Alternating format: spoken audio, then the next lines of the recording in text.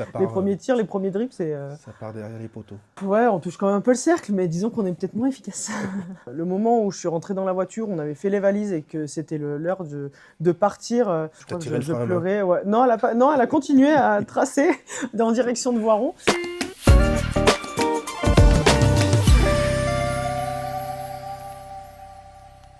Bienvenue dans ce podcast dédié à la préparation mentale. Je suis Rémi Veller, préparateur mental, enseignant de yoga, formé à la sophrologie. Depuis janvier 2020, j'accompagne des sportifs.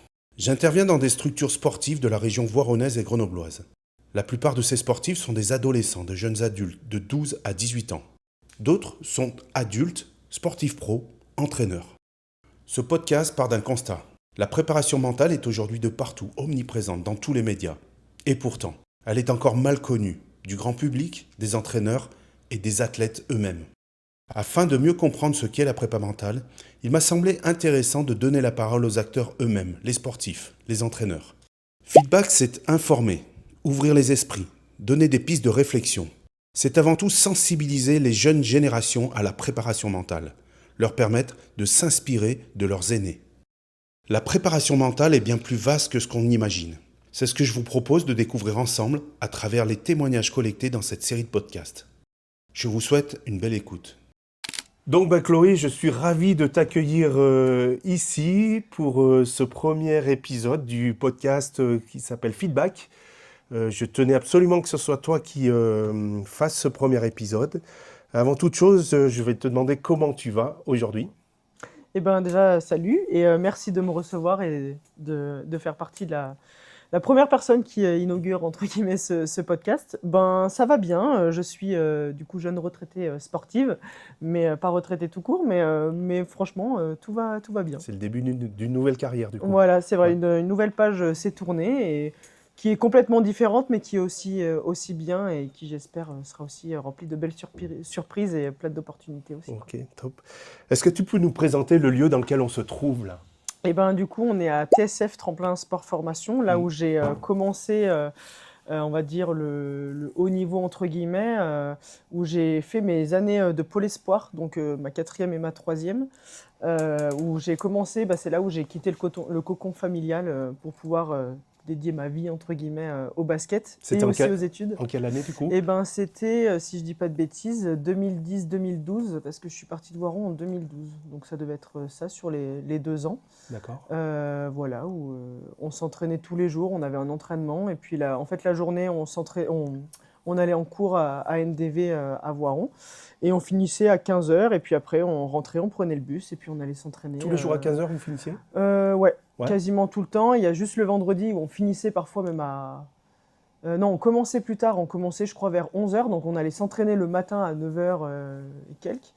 Et puis après on partait en cours jusqu'à, on faisait peut-être 11h, 15h ou 15h30. Hein. C'est D'accord. pareil, ça s'arrêtait. Puis après par contre le vendredi soir, on était dans nos clubs respectifs pour pouvoir au moins s'entraîner avec nos clubs pour le week-end, parce que du coup c'était le seul entraînement de la semaine qu'on avait. D'accord. Donc, L'environnement, tu trouves que ça a évolué depuis que tu es... Oui, 10, 15 ans, ça fait 15 ans? Ouais, c'est Ouais. ça. Surtout en termes de structure, là, la structure dans laquelle on est, si ça y était peut-être, mais je sais même plus à quoi ça correspondait. Mais oui, il y a eu quand même pas mal de constructions aux alentours. Alors, pas que pour le basket, mais par exemple, là, le terrain 3-3 qu'il y a dehors, il n'y était pas. Je crois qu'il y avait c'était juste un préau à l'époque avec 2 paniers. Mais voilà, le terrain n'était pas...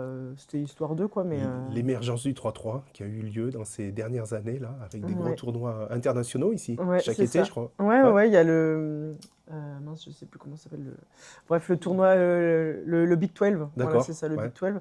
Mhm. Que j'avais eu la chance de faire d'ailleurs D'accord. avec le 3-3, Mhm. avec l'équipe de France. Mais oui, déjà, quand j'étais au pôle, le 3-3, ça n'existait pas, Mhm. si je dis pas de bêtises. Mhm. Donc voilà, ça existe depuis que quelques années. Mais On va le peut-être- 3-3, alors on en faisait aux entraînements, hein, mais c'était pas une discipline.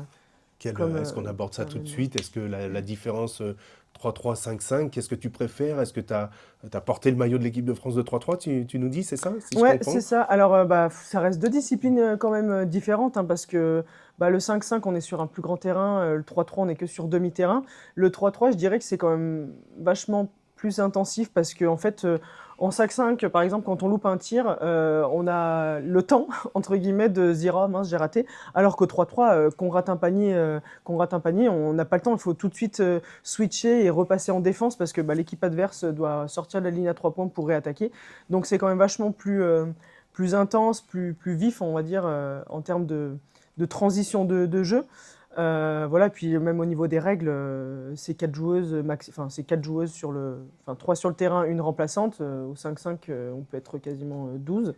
Donc voilà, c'est différent, mais moi j'avais vraiment bien aimé la petite parenthèse que j'ai pu faire en 3-3, j'avais beaucoup aimé. Alors surtout que c'était l'été en plus. C'était Donc, dans quel cadre, du coup, cette parenthèse? Quelle occasion, quelle opportunité? eh ben, c'était avec les équipes de France, parce que du coup, avec le Il y avait des 5-5, perspectives à préparer, non? Des échéances ou... Oui, c'est ça. Il y avait des Women's Series, il y avait des championnats d'Europe, des championnats du monde, que moi, j'avais pas fait, mais c'était plus des petits tournois, ou même à l'époque, il y avait, enfin, ça y est toujours, mais il y avait les Open pour se qualifier pour l'Open de France. Ok.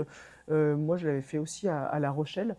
Quand, je sais plus en quelle année c'était, mais voilà, c'était pour ça. Et moi, j'avais été sélectionné pour faire le Big 12, donc du coup, jouer contre des équipes étrangères, et c'était cool parce que déjà, c'était aussi le maillot de l'équipe de France, donc hyper chouette. Et puis voilà, non, c'était vraiment une belle expérience. Et est-ce que ça a perduré Donc, c'était en quelle année, la première expérience? Oh là Est-ce là, que je ça a sais plus. perduré après, derrière? Ou ça a été one shot, Non, un one c'était shot? assez. Je l'ai fait quoi? J'ai dû faire 1 ou 2 étés, quelque chose comme ça. Vraiment avec l'équipe de France. Après, j'avais fait 2, 3 tournois, des Open avec des amis, etc. Mais non, c'était pas quelque chose qui avait perduré dans le temps parce qu'après, du coup, j'avais pas été rappelé, en tout cas pour l'équipe de France. Ok. Et puis c'est surtout qu'après, au fil des années, en fait, comme quand j'avais fait le 5-5, je faisais les équipes de France du coup 5-5. D'accord. Et du coup, j'avais pas mon été et c'était avec l'équipe de France. Donc Ok. en fait, on avait la saison, on avait notre saison et tout de suite, on avait quelques jours de repos, voire pas du tout. Et on enchaînait tout de suite sur les stages de préparation. Et après, si on était sélectionné dans les 12, on partait en championnat d'Europe, quoi. Donc, Et donc là, c'était quelle catégorie, du coup? C'était... donc j'avais fait les U15. Alors les U15, il n'y avait pas de championnat d'Europe, c'était un tournoi de l'amitié à 3, Ok. je m'en rappelle. Et après, j'ai fait U16. Alors U17, il y avait un championnat du monde, mais j'avais fait, je crois, que la partie stage. Qualificatif. Et encore, je sais même plus. Non, c'était U17, il n'y avait pas parce que c'était tous les 4 ans, quelque chose comme ça. Donc j'ai fait U16, U18. Et du coup, je crois la préparation U19 pour le championnat du monde où j'avais pas été retenu dans les 12 pour le championnat du monde. Et après, j'avais fait U20. Voilà, où d'ailleurs en U18, on avait eu le titre enfin le titre non, on a été vice-championne d'Europe. D'accord. Et en U16, on avait fait aussi, il y avait le FOJ, les Jeux Olympiques de la jeunesse, D'accord. où on avait aussi fait médaille d'argent, donc ça fait partie aussi des souvenirs plutôt Super chouettes expérience. ouais, en équipe de France. Et du coup, c'est pour ça, après les années qu'on suivit, j'avais envie d'avoir aussi mes étés pour partir en vacances, surtout que après, entre-temps aussi, j'ai rencontré, même si je le connaissais d'avant, mais mon conjoint, et en fait, toute l'année, c'était compliqué déjà de partager des choses, et en fait, l'été, c'était le seul moment, quoi. Ok. Et au bout d'un moment, j'ai dit, bon, le basket, c'est cool, mais T'as l'été, j'ai envie privilégié d'être tranquille, quoi. Mm. Donc voilà, et après, au fur et à mesure, ça c'est...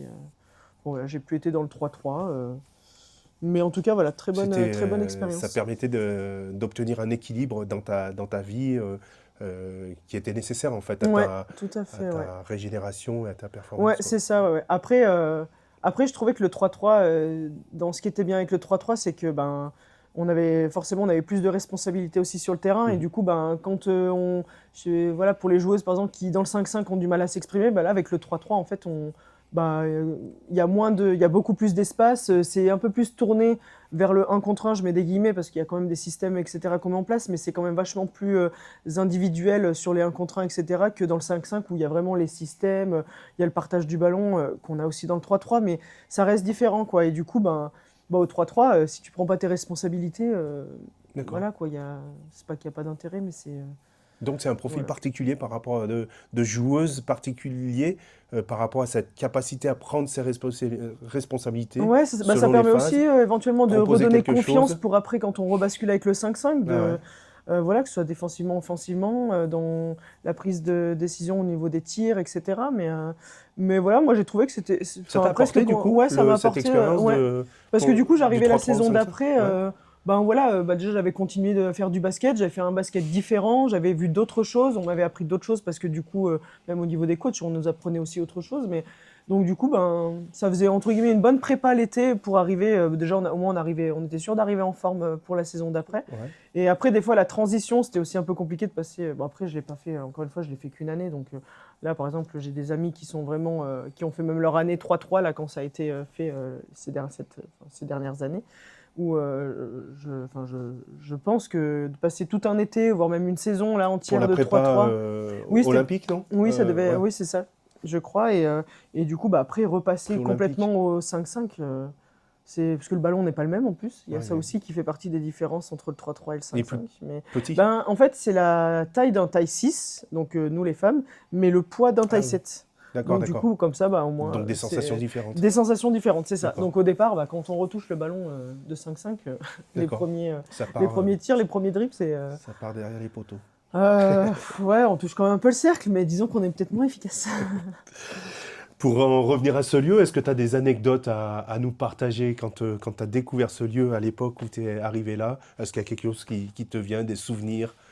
Bah alors des souvenirs, j'en ai plein déjà avec les filles avec qui j'ai partagé tout ça. Et puis c'est surtout que la petite anecdote, c'est que quand j'avais su que j'étais prise au pôle, donc en fait déjà je faisais tout pour arriver à être sélectionnée pour rentrer au pôle espoir. Et en fait le jour où j'ai appris ça, bon alors j'étais contente, mais le moment où je suis rentrée dans la voiture, on avait fait les valises et que c'était l'heure de partir.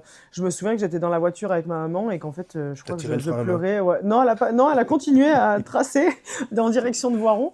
Mais je me souviens qu'en fait, je lui avais dit, mais en fait, je veux pas y aller. Voilà, ça va être trop compliqué. Faire du basket tous les jours, en même temps les cours. Enfin, je sais pas trop ce que je me suis dit à ce moment-là, mais c'était le fait de se dire, ça y est, ça se concrétise. J'ai un petit peu peur. Et puis en fait, j'ai pleuré en partant parce que je voulais plus partir et que j'avais vécu. Ça fait partie de mes plus belles années de ma vie de basketteuse, en tout cas. Parce que voilà, on est loin de la famille et en fait, on apprend plein de choses. C'est aussi le fait de s'adapter, d'être autonome, voilà, d'arriver à se gérer, quoi. De grandir, De de gagner grandir, en c'est ça. autonomie. Exactement, c'est tout ça. Et du coup, ben, voilà, après, du coup, on alliait les études et le basket. Et en fait, c'était super cool. Je faisais du basket tous les jours parce que ça restait ma passion, enfin, comme la plupart, où on aimait vraiment ça. Et en fait, les cours, on finissait plus tôt que les autres. Donc, en fait, voilà. Et puis, non, c'était vraiment deux très belles années. Tu te rappelles qui entraînait à l'époque? Oui, il y avait Grégory Morata et Ouais. il y avait et David Trucvalet. C'était D'accord, les coachs d'accord, qu'on avait, d'accord. qu'on avait. Puis il y avait, si on Je croisait connais bien. aussi Rémi Poinas, mais On il leur était plus passe le sur les... bonjour, du coup. Ouais, salut Rémi. Mais Rémi et Yann Julien, c'était les deux qui étaient sur les garçons, et nous, D'accord. c'était plus Greg et David. D'accord, ok. À Donc, Greg et David, on leur passe le bonjour, d'ailleurs. Ok pour cette petit partage. Je voulais te poser une question. Cette phase-là de découverte du pôle, la période où tu voulais pas venir, où ça a été compliqué, à ton avis, ça prend combien de temps à se réguler, à prendre ses marques, à trouver ses repères et à réguler cette phase? C'est quoi? C'est une histoire de jours, de semaines, de mois? non, je pense que Et c'est une comment question... vous faites pour réguler tout ça? Bah déjà, je pense que c'est une question de semaines, voire de mois, parce que voilà, faut prendre ses marques. On quitte déjà le cocon familial, on se retrouve en coloc avec quelqu'un qu'on connaît pas. Donc, faut aussi que le feeling passe. Alors, moi, j'ai eu de la chance d'avoir des super roommates sur ces 2 années-là.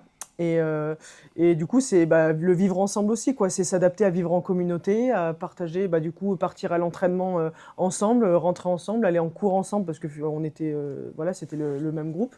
Mais ce qu'il y a, c'est qu'il y avait aussi vivre en communauté, il y avait aussi avec les autres disciplines, parce qu'on avait le badminton, il y avait le trial, il y avait, enfin voilà, il y avait d'autres disciplines. Il y avait des échanges, il y a des échanges Ouais, ouais, entre ouais, bah en entre fait, on était différents sports? tous on appelait ça la maison d'épaule. Je sais pas si à l'heure actuelle c'est encore le cas, mais Je peux pas te dire. voilà, c'était la maison d'épaule où en fait on logeait tous au même endroit, les filles en haut, les garçons en bas. Et du coup, ben après, par exemple, le jeudi soir, il y avait toujours une Une petite soirée. soirée film où on se retrouvait tous. Alors certains regardaient les films, d'autres non, mais c'était le moyen aussi d'échanger avec les autres polistes. Et du coup, voilà, donc au fur et à mesure, c'était bien de pas être qu'entre basketteurs ou basketteuses. Voilà, on crée aussi d'autres affinités c'est bien, avec, c'est bien ce et du coup, partage. on parlait aussi de leur sport. Je sais pas si aujourd'hui c'est aussi évident que ça, s'il y a réellement autant de partage que ça. Il Je faudrait ne que sais pas. j'ai pas la sensation, j'ai pas Je l'impression, sais pas, mais en tout mais cas, nous, moi, quand j'y étais, même ça, j'en garde un super souvenir, je quoi. connais pas C'était assez d'être avec. pour avoir une idée On en avait fait. créé des affinités avec les autres, et puis même du coup en cours, c'est qu'on était tous les sportifs ensemble. Il y avait que 5 ou 6 personnes du collège, entre guillemets, en dehors du sport, mais on était vraiment une classe de police, quoi. Et donc en fait, on était ensemble en cours, on se croisait du coup à la maison En d'épaule. sport, il y avait qui du coup? Prof Et de ben il y sport? avait le. Comment? Prof de sport à NDV, c'était? Oh, je me rappelle plus. Tu te rappelles plus? Ah, ouais, alors les profs, je me Ah ouais, rappelle c'est vrai? plus. Bon, c'est pas Je grave, me c'est pas rappelle grave. plus du tout de leur C'était pas nom. Madame Perrin des fois? Non? Non, ça me dit Ok, rien. ok. Ah non, Elle est arrivée après. j'ai aucun souvenir. Ok, bon, mais plein d'anecdotes, plein de bons moments. Mm. Cette période de transition qui, je pense, est vraiment quelque chose de fort et difficile à gérer pour ces jeunes, là, de trouver leur marque. Et nous, donc, on les accompagne avec Virginie Dalla Costa sur le vivre ensemble, justement, avoir des repères, la communication, et puis essayer de collaborer le plus facilement possible, leur donner des Mm. codes. Mais bon, c'est pas une vie facile, et donc ça Mm. demande beaucoup d'adaptation, Et de capacité d'adaptation, en c'est fait. Ouais. exactement ce Ouais, que j'allais dire, c'est ouais. vraiment ça. Mhm. Bah, Et de on est, ouais, résilience, mm. de courage. Ok. Ok. Comment tu es arrivé à ce sport, le basket? Est-ce que c'est issu de la famille? Souvent, on a des familles où le papa jouait, la maman jouait, les frères et sœurs. Qu'en est-il pour toi, en fait? Donc oui, mes parents faisaient du basket, ont fait du basket dans leur jeunesse, et j'ai des petits frères et une grande sœur, et notamment ma grande sœur faisait aussi du basket, mais pour la petite anecdote, à la base, moi, je voulais faire du foot, c'est-à-dire qu'avec ma meilleure amie de l'époque, on hésitait entre le foot et le basket, parce que c'est souvent que j'allais chez elle, on mettait les crampons de son frère, et puis on jouait entre nous. Puis même moi, avec mes frères, après, plus tard, je jouais au foot, et en fait, on avait une amie à nous quand on était en primaire qui faisait du foot. Et à l'époque, tous les mercredis, les enfants pouvaient inviter des copains à eux pour essayer. Et on était parti un mercredi faire un essai de foot. Et c'était un peu l'entraînement décisif de est-ce qu'on fait le basket ou du foot. Et moi, je lui avais posé la question. Je lui ai dit alors, tu veux faire quoi? Et moi, au fond de moi, je voulais Foot. absolument faire du foot, quoi. Et elle m'a dit ah, bah, je préfère le basket. Et je lui ai dit ah oui, c'est vrai, moi aussi. Alors, pas du tout. Et puis finalement, on est parti dans le basket, et puis c'est parti de là. On a commencé en Donc, poussine tu as commencé où? À Vernosque? à Vernosque. Oui, il y À avait un gros Vernosque, les club Annonay. là-bas. Il y a toujours un gros Oui, club? oui, bah, il existe toujours, hein. Ah ouais. Alors, si je dis pas de bêtises, les garçons sont prénotes. Je sais plus. Je vais me faire taper sur les doigts. Le nom de mon collègue, Denis Combe. Ah ben oui, oui, Denis oui, Combe. oui, oui, je vois qui c'est. C'est vrai? Oui, oui, bah, oui, Solide. oui, oui, oui, bah, Talonneur. je vois qui. Ah, Du ok. CS Annonay. Un collègue, on faisait les études ensemble à Vienne. Ok, bah oui, Voilà. oui, je vois Et très Olivier bien. Munier. Ok, bah, Voilà. je connais pas, mais Denis Combe, je Ok. connais. À l'occasion, tu lui Euh, passeras le bonjour. Bah, je lui dirai. Oui, donc basket dans le club c'est De quoi, Vernosque. Ouais, Vernos-les-Annonay. Vernosque-les-Annonay, Ouais, c'est ça. top. Jusqu'à minime première année, parce qu'après, il y a eu une entente entre Vernosque et Saint-Vallier, notamment en minime France. Donc le plateau qui est descendu Ouais, c'est ça, dans la en fait, vallée. on s'entraînait on était à Saint-Vallier, mais on s'appelait Union des Deux Rives. Et du coup, moi j'ai fait ma première année minime avec ce club-là où il y avait eu la fusion. Il y a combien de kilomètres en distance là? Alors, Entre c'est à les deux? 10-15 minutes, c'est Ouais. pas très. Ah C'est ouais, juste que c'est sur nous, on est plateau. en Ardèche, et du coup, Saint-Vallier dans la Drôme. Donc, D'accord, ok. c'était Il vraiment un y a une mix frontière des au deux. milieu. Voilà, c'est ça. D'accord. Il y a un Faut pas pont. oublier les papiers d'identité. Mais donc voilà, et après, bah, c'est à partir de ma deuxième année minime, donc du coup, ma deuxième année du pôle, où j'ai joué à Voiron. Donc à l'Étoile, c'était d'ailleurs la dernière année de l'Étoile de Voiron, D'accord. où j'ai gagné mon premier titre de championne de France Bravo. minime. Super. Et du coup, bah, en fait, la plupart, on était au pôle, quoi. Donc on avait vraiment une super belle équipe. Et du coup, ben, l'avantage, c'est qu'on était au moins 6 ou 7, je crois, 5 ou 6 à jouer, à être au pôle. Et même, du coup, l'année d'avant, moi, avant que j'arrive, la plupart, elles étaient déjà à Voiron, quoi. D'accord. Donc on avait vraiment un gros noyau, et du coup, bah, sur le terrain, c'était plus simple, enfin, c'était Et facile tu as de jouer gardé des ensemble. amis de cette Et j'ai époque? gardé, oui, oui. Il y en a Ouais. en plus que j'ai revu il n'y a pas très C'est longtemps. vrai? Ça faisait un moment qu'on ne s'était pas vu. Donc super cool. On garde plus ou moins contact, on s'envoie des messages de temps en temps, donc c'est super cool. Elles ont Et joué au haut niveau. Il y en a qui ont joué au haut niveau là, oui, bah en fait, de ta génération. ensuite, bah, quand justement je suis partie de Voiron, donc c'était l'année après pour rentrer en centre de formation. Ouais. Et en fait, ce qui s'est passé, c'est que avec donc celle qui était au pôle et du coup celle à Voiron, il y en avait qui avaient fait le camp national. Le camp national, donc c'était on va dire l'étape avant là, de rentrer à l'INSEP notamment. Et donc elles avaient, en fait, quand on faisait le camp national, je sais pas si, je sais même pas si ça existe d'ailleurs encore aujourd'hui, Je mais me perds moi, entre les CIS et ouais, c'est ça, je les, je sais. sais pas Alors là, quoi, bon, les j'ai TIS, complètement lâché, je sais pas trop où ça en est maintenant. Mais en gros, si je dis pas de bêtises, les filles qui étaient au camp national étaient entre guillemets convoquées d'office, elles pouvaient y aller ou non, mais au centre de formation de Bourges, parce que, bah, comme à l'heure actuelle, ça reste en tout cas à l'époque, c'était encore plus un des plus gros centres, enfin c'était le plus gros centre de formation, juste après l'INSEP. Donc c'était un peu le club prestigieux, enfin le centre de formation un peu prestigieux. Et du coup, les filles avaient leur convocation, et je me rappelle, bah, mon entraîneur de Voiron, donc Pierre Gafforini, m'avait dit, bah, viens avec nous, enfin, viens avec les filles, viens faire les tests. Gafo. Voilà, vas-y avec les filles, vous serez toutes ensemble, vous faites les tests. Et puis finalement, il se trouve que les tests se sont bien passés, bah, pour moi en l'occurrence, et pour deux autres filles de l'équipe de Voiron. Et en fait, on est parti à 3 à Bourges. Donc on a été prise, donc ça c'est pareil, une des plus grosses surprises quand j'ai su que j'étais prise à Bourges, c'était pas du tout l'objectif de base. Et en fait, bah là c'était difficile de refuser, surtout qu'en plus à l'époque avec les filles on avait dit on refait une année ensemble à Voiron en cadette du coup, pour essayer de décrocher à nouveau un titre ensemble et tout. Sauf que ben, quand on a su qu'on était prise à Bourges, c'était tellement une grosse opportunité qu'on ne pouvait pas refuser. Et bah, du coup, je Combien suis de 3 partie. saisons du coup? Ouais, c'est ça. Mes 3 années de centre de formation. Donc, on était en N2. Voilà, on était en N2. Et puis, enfin, il y avait Cadette France et N2. Donc, parfois, on faisait la bascule entre les deux. Ok. Et du coup, ça pendant 3 ans, ouais. Et justement, cette période-là de transition où tu quittes le pôle, où vous êtes, j'allais dire, protégé, en tout cas accompagné, bien accompagné, vous arrivez dans un centre de formation, le niveau, l'intensité physique, le niveau basket augmente. Donc tu me parles de N2, vous êtes des jeunes adultes, vous rencontrez des adultes, la dimension physique. Comment on vit ça?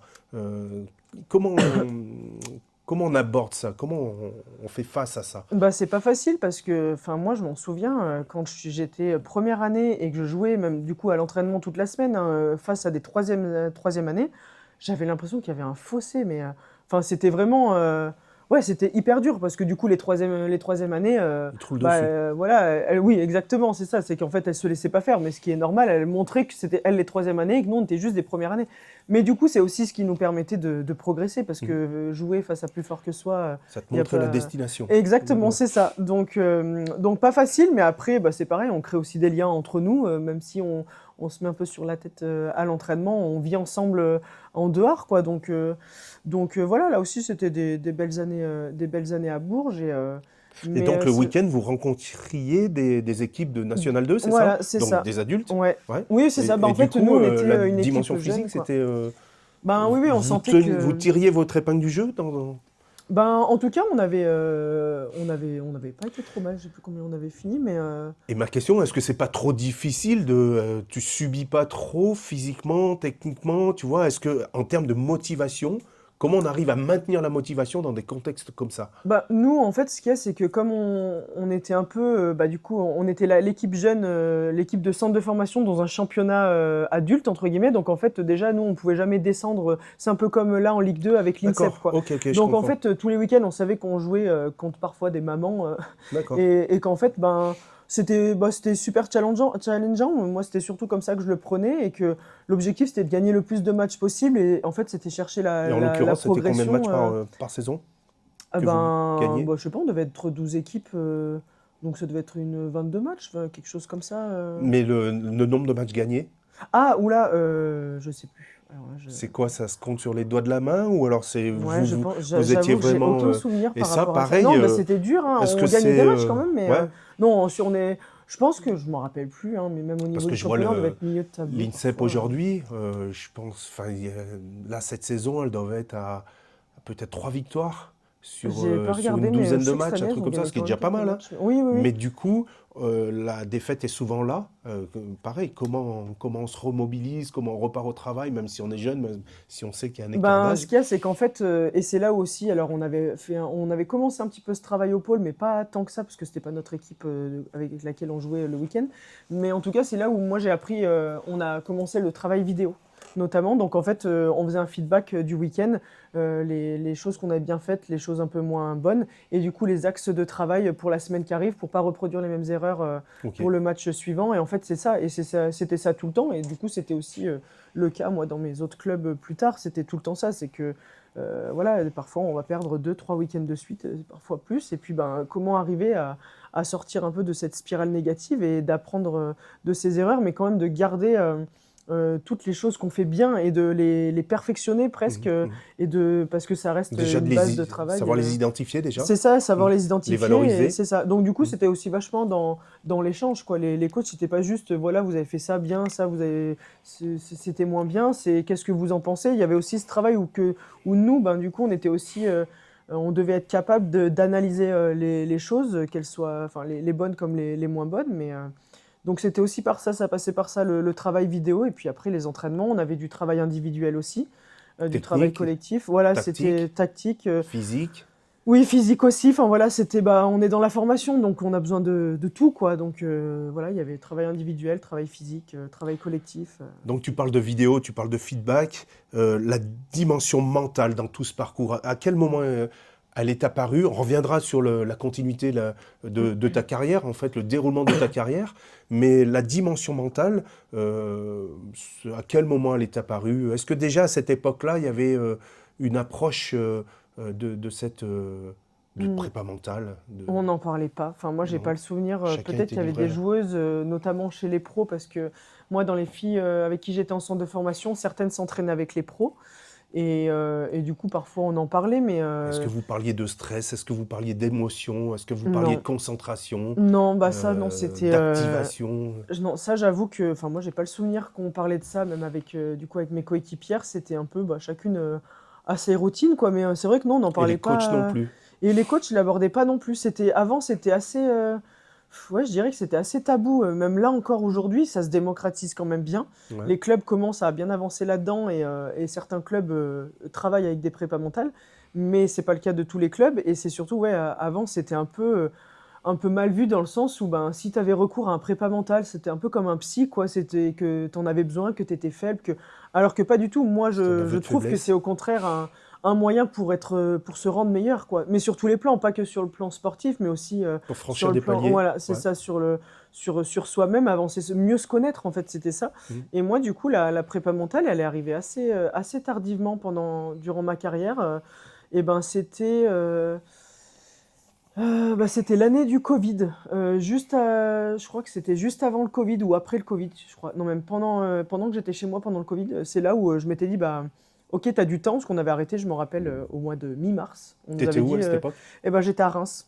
D'accord. J'étais à Reims, donc C'est en quoi, fait, Ligue 1, Ligue 2? c'était Ligue 2. D'accord. C'était Ligue 2, et comme bah, d'ailleurs toujours actuellement. Et en fait, ben, on nous avait dit, bah voilà, saison blanche, on arrête les matchs, on arrête la saison, etc.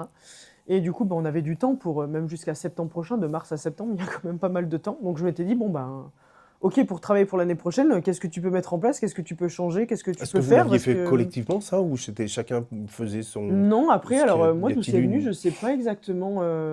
Je sais plus comment c'est venu pour que j'ai recours à ça. peut-être, Peut-être par rapport à une de mes coéquipières, je sais il y avait plus, et les encore. premières formations en vidéo, en visio, pardon, qui émergeaient en distanciel, en Peut-être, ouais. fait, avec, Je sais plus moi exactement d'où c'est venu. Je sais juste que c'était pendant le Covid, et là je me suis dit bon bah allez. Et entre-temps on m'avait donné un contact, et donc c'était mon premier, parce que j'ai eu 2 prépas mentales durant ma carrière. Et donc ça c'était le premier, donc Cédric d'ailleurs, que je salue si jamais il voit ce podcast. Donc on a travaillé, si je dis pas de bêtises, pendant un an et demi, quelque chose comme ça. Et puis après ça s'est terminé, et en fait moi c'était aussi surtout pour la gestion des émotions, justement, où ben arriver à Qu'est-ce qui se passait? et ben, Arrivé il y avait à la fois le stress, mais c'était surtout, notamment quand, j'étais pas dans mon match, que j'arrivais pas à marquer parce que j'avais un profil, de jeu, où j'étais un peu catégorisée shooteuse et du coup, en tant que shooter ou shooteuse, quand on met pas dedans pendant les matchs ou même les entraînements, ça nous frustre, comme, toute personne, je pense. Mais c'est cette capacité de se dire: «Bah, OK, aujourd'hui, c'est un jour sans, comment je peux apporter, autrement à l'équipe, sur quel autre aspect?» Donc, parce que voilà, même si on est shooter, on peut apporter autre chose que nos paniers. Mmh. Donc, voilà, et c'était, arriver à gérer cette frustration, et même parfois être, quand j'avais pas été bonne un week-end, d'arriver le lundi, voilà, j'y pensais tout le week-end et c'était essayer de basculer en se disant: «Bah, écoute, lundi tu arrives, c'est une nouvelle semaine, c'est une nouvelle équipe qu'on va affronter le week-end qui arrive», voilà, et les semaines de toute Revenir, façon, revenir vont sur ce qui a s'enchaîner, dysfonctionné, peut-être essayer de trouver c'est ça. réfléchir à des solutions, à des, C'est ça. Même parfois, essayer de retomber comprendre sur les fondamentaux, fondamentaux, les bases. et sur quoi je suis bonne, Ça, quoi. c'est hyper important. Le Là socle, en où fait. voilà, exactement. Mmh. Et du coup, c'était même sans parler sur l'aspect basket, c'était Tes vraiment dans compétences l'énergie, quoi. intrinsèques et tes forces et tes qualités propres. Ouais. Exactement, c'est ça. Et donc Quelles c'était, étaient-elles, ces qualités propres? Le ben, shoot, t'as dit? donc le shoot, L'adresse? ouais, j'étais, ouais, quelqu'un, voilà, sur le tir extérieur, que ce soit à 2 ou à 3, aussi le travail après les écrans, notamment, sur du stop tir. Et c'était surtout ça mes qualités premières. Après, j'étais quelqu'un qui a apporté beaucoup d'énergie. Je suis quand même quelqu'un de solaire, de base, et du coup, c'était aussi apporter, de l'enthousiasme, Mmh. dans l'équipe, parce que, moi, je trouvais ça hyper important. Ça me saoulait les entraînements où on se parlait pas, où on rigolait pas. Moi, j'ai besoin de rire, même pendant De l'entraînement. vivre. Enfin voilà, on peut demander à des coéquipières, mais de temps en temps, voilà. Alors des fois, j'écoutais pas toujours, mais c'était, voilà, Parce j'avais que, besoin de parce que me tu, décontracter, quoi. parce que tu déconnais? Ouais, Voilà, ouais. oui, Ou alors t'étais après, dispersé, t'étais pas oui, concentré? Ouais. des fois j'avais du mal. Alors, je pense que c'était aussi lié à la concentration. C'était pas, moi, j'arrivais pas à me concentrer pendant 2 heures d'entraînement non-stop. C'était comme à l'école, hein. Mmh, mmh, Et c'est juste que des fois, j'embarquais une copine à moi, mais du coup, on n'écoutait rien. mmh. Mais voilà, ça faisait partie de moi et puis voilà. Mais pour en revenir sur le côté prépa mentale, c'est vrai que ouais, moi, c'est arrivé assez tardivement durant D'accord, ma carrière. c'est les périodes où l'émergence de la prépa mentale, en C'est fait, ça, ouais, ça c'est juste depuis que les années avant les JO, Mm. c'était, Oui, voilà, parce c'est... qu'après, justement, ouais, c'est vrai que tu parles des JO. C'est aussi, j'ai le souvenir de voir un petit peu passer sur les réseaux sociaux, des athlètes de très haut niveau, parler de prépa mentale, quoi. Et c'est de se Ouais, dire, ok, en fait, ça a été finalement, violent. qu'est-ce que c'est la préparation mentale? Et en fait, la plupart, on avait un peu cette image, voilà, comme je disais tout à l'heure, c'était un peu comme un psy, c'est qu'on n'allait pas bien, c'est que. Et en fait, non, quand on s'y intéresse vraiment, c'est pas du tout ça. Alors que ça existe depuis Et ça longtemps, existe, oui, ça après, existe depuis longtemps, mais. structuré comme c'est structuré aujourd'hui, peut-être pas, mais Mm, puisque maintenant la recherche apporte beaucoup d'éléments mm, mm. sur les outils, sur les approches, mais c'était déjà partagé en fait, c'était déjà Mm. connu. Là, j'écoutais un podcast ce matin d'un préparateur mental qui œuvre depuis les années 90 en fait, dans le monde du trail Ah oui, non, mais notamment. ça existe Ouais. depuis un moment, c'est juste qu'on n'en parlait pas, et Mm. on en parle là que depuis quelques petites années, quoi. Mais, et en fait, je trouve ça hyper important. Enfin, moi, je sais que ça m'a beaucoup aidé. Du coup, je l'ai eu après sur la fin Qu'est-ce de que ma ça carrière. t'apporte en fait? Ça te soulage, ça te délaisse, Ça apprend, moi, j'ai ça, surtout appris à me connaître c'est, aussi ouais, mieux, la connaissance de soi, la connaissance de soi, et c'est du la coup, base aussi. c'est ça, parce que parfois on pense se connaître alors que pas du tout, quoi. Mm. Et parfois, Parce qu'on on a voit aussi une casquette en dehors dans sa vie perso, et on est parfois une autre personne sur un terrain, quoi. Alors, moi, ça va, j'étais assez moi-même, enfin, sur et en dehors du terrain. Mais, mais ouais, je trouve que c'était. Voilà, arriver à, comme je disais tout à l'heure, arriver à gérer ses émotions, mais sur et en dehors du terrain, d'avoir des outils, des choses qu'on peut faire au quotidien, mais ne serait-ce que des toutes petites choses, et qui nous font du bien, en fait, et qui nous permettent, pardon, de se sentir bien. Et du coup, moi, personnellement, si j'allais bien dans ma tête, j'allais bien sur le terrain, et du D'accord. coup, je performais. Je te Et au mets- contraire, si j'étais pas bien, qu'il y avait des choses qui me turlupinaient dans la tête, ça se ressentait sur le terrain. Du coup, tu as mis en Malheureusement, place heureusement, je sais pas. des routines à travers des routines de match, d'avant-match, des choses comme ça, à travers cet accompagnement, ou alors probablement que tu avais déjà des choses en place avant dont tu n'avais pas forcément conscience, peut-être. et puis qui se sont affinés avec cet accompagnement? Non, franchement, c'est vraiment l'accompagnement que j'ai eu et notamment donc avec Cédric que j'avais eu la première année. Alors, c'était pendant le Covid, donc c'était un peu délicat. Et après, j'ai travaillé avec Fabien Pérez aussi, que je salue, Qu'on salue. qu'on salue, qui a sa structure, ça s'appelle Fondamental. Ok. Et donc, en fait, je l'ai rencontré parce qu'en fait, durant notre carrière, on a des agents qui s'occupent de nous. Et moi, mon agent organise tous les étés un camp avec ses joueurs et ses joueuses. Et j'y suis allée une année. D'ailleurs, c'était une des premières années où il faisait ce camp. Et en fait, il nous avait mis à disposition un préparateur mental et puis d'autres personnes pour apprendre, par exemple, à gérer son argent, des choses, enfin, sur des aspects complètement rien à voir avec le sport, quoi. Mmh. Mais en lien avec le monde professionnel. Mais en lien avec le monde professionnel, tout à fait. Et du coup, donc, c'est là où j'ai rencontré Fabien. Et donc, je me suis dit, bah, allez, voilà, la préparation mentale, c'est quelque chose qui t'intéresse. Ben voilà, il est là, profites-en, vois ce que ça donne. Et en fait, on a super bien accroché. Et en fait, du coup, directement après notre rendez-vous, je lui ai dit, bah écoute, moi, je veux travailler avec toi. Bingo. Comment ça se passe? Et puis, on a mis ça en place. Donc, c'était vraiment par rapport à ce que moi, j'avais envie. Donc, il m'a dit, la fréquence, c'est toi qui la détermine, quoi. Ouais. Donc, en général, au début, c'était souvent une fois par semaine ou une fois En tous les fonction 15 du jours. budget aussi, j'imagine. Oui, c'était aussi en fonction du budget parce que ça reste un investissement. Ouais. Mais alors, certes, ça coûte de l'argent, mais pour moi, ça reste de l'investissement sur soi-même. Et moi, c'est Son moi, je voulais bien-être, aussi devenir la meilleure version de moi-même, comme d'ailleurs tout au long de ma vie, ça sera ça. Mais c'est voilà, comment devenir meilleur. Et en fait, travailler avec des professionnels où c'est leur métier, ben, il n'y a pas mieux, quoi. C'est un bon investissement. Et un très bon investissement, je dirais. Donc voilà, je regrette pas et du coup, je l'ai gardé d'ailleurs jusqu'à la fin. Les grosses évolutions entre la Chloé avant prépa mentale et la Chloé de fin de carrière qui a bénéficié de tout cet accompagnement, si tu avais à les décrire, quelles grosses évolutions tu pourrais mettre en avant? Bah après, déjà, il y a l'expérience parce qu'entre la jeune Chloé et la Chloé de fin de carrière, alors j'ai fait 10 ans en pro, c'est pas non plus, voilà, c'est beaucoup, mais il y en a qui font quand même bien plus. Bah, c'est aussi la maturité qu'on a, l'expérience. Ça, du coup, c'est pas en lien avec la prépa mentale. C'est pas en lien avec la prépa mentale, mais donc la Chloé de ça 2022, juste avant de ce confinement-là, et puis celle de fin de carrière. Ben, c'est ce que je disais tout à l'heure, j'ai appris aussi à me connaître. Du coup, c'était voilà, quelles sont mes qualités. Au moins, je sais que quand je doute un petit peu, ben, je me rattache sur mes qualités, les choses que je maîtrise vraiment.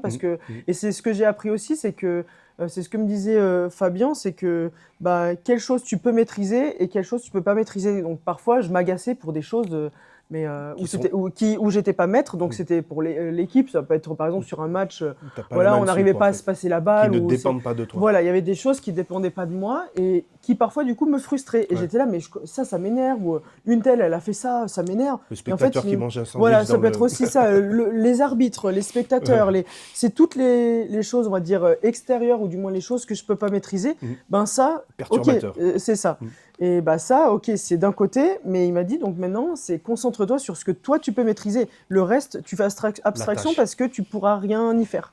Donc, maîtrise déjà les choses que tu peux maîtriser et le reste, voilà, et t'essayes de te créer. En fait, l'idée, c'était vraiment de se créer une bulle et après... bien cerner la tâche et les centres et la chose aussi qui m'aidait beaucoup, objets d'attention. alors j'arrivais pas à être assez discipliné sur ça, à le faire très régulièrement, mais ça m'aidait beaucoup, c'était la cohérence cardiaque, que je faisais notamment avant ou même pendant les matchs, quand je sentais que j'étais énervé ou que je sentais que j'étais pas dans un bon mood ou que j'étais stressé, j'étais pas assez connecté dans l'instant présent, par exemple. C'était je fermais les yeux et juste en étant assis sur une chaise, et même parfois quand le coach faisait le speech dans le vestiaire et que je sentais que voilà, le match allait bientôt commencer, je sentais au fond de moi cette petite boule de stress, alors qui était bonne ou mauvaise, je sais pas trop, parfois je savais pas trop comment l'identifier. Du coup avec Fabien, c'était aussi, on travaillait sur ça, je ressens quelque chose à l'instant T, c'était lui donner une couleur, lui donner une forme et essayer de l'apprivoiser, dire c'est ok, ou même parfois on travaillait aussi sur...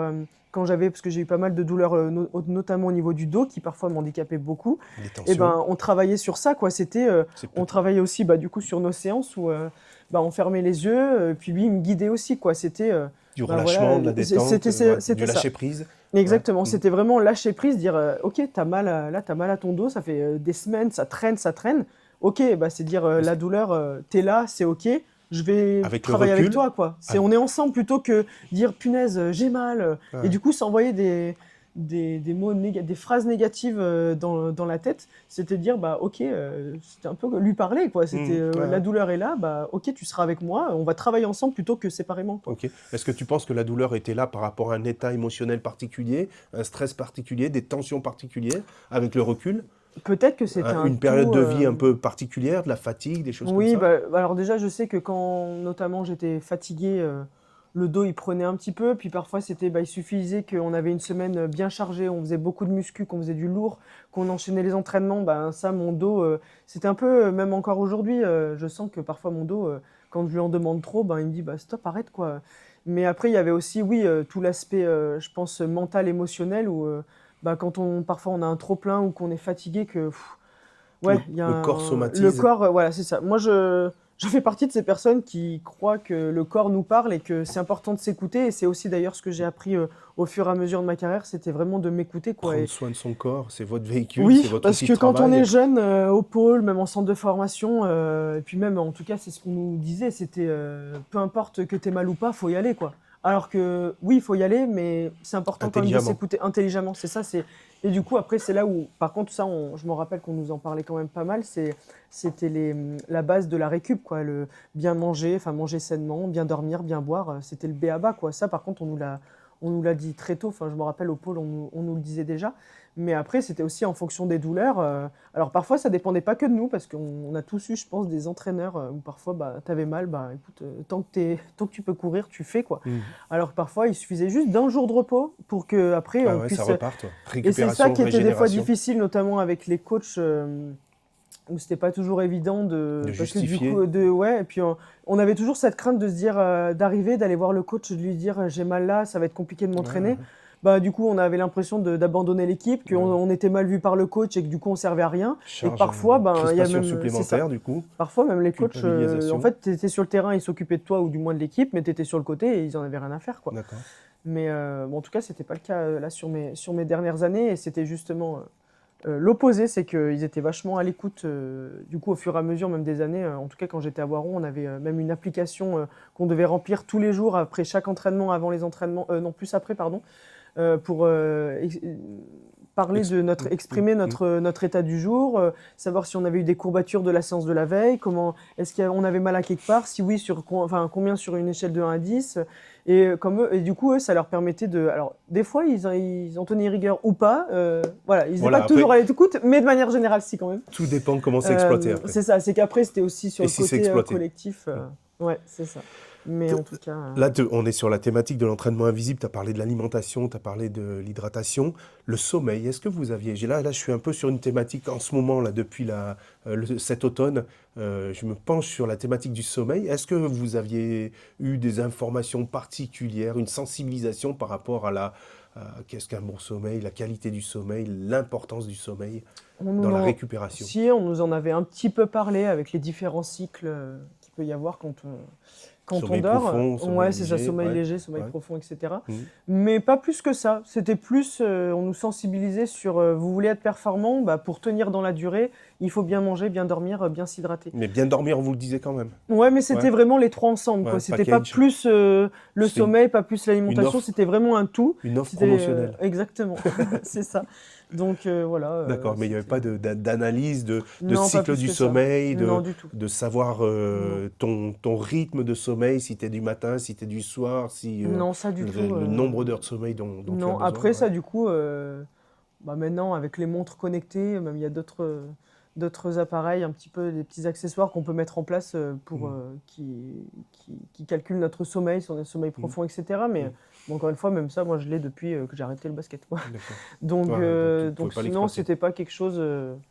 En tout cas, moi, personnellement, je savais que fallait pas que j'aille me coucher à minuit, 1 heure. Et alors, on m'avait toujours dit qu'il fallait se coucher plus ou moins entre 10 et 11 heures. C'était le bon moment. C'était pas trop tard, mais c'était pas trop tôt. Et Mm, que mm. c'était là où. Ouais, c'est Bon, ça, après, c'est ce des. sont des vieux adages, des vieilles règles, C'est enfin ça, voilà. Je sais pas si des c'est si règles c'est de grand-mère, je sais plus vrai, comment on quoi. dit là. Ok. Non, mais Mais c'était. Voilà. mais il y a beaucoup d'études en ce moment, notamment à l'INSEP, ils font de Ok. gros travaux, D'accord, ok. analyses sur le sommeil et je trouve il y a des choses intéressantes qui apparaissent et il y a tout un jargon autour du Mm, mm. sommeil et une sensibilisation à apporter, quoi. Après, c'est Voilà. important aussi parce que c'est aussi le moment C'est où le corps se capital. régénère, hein, clairement. Capital, ouais.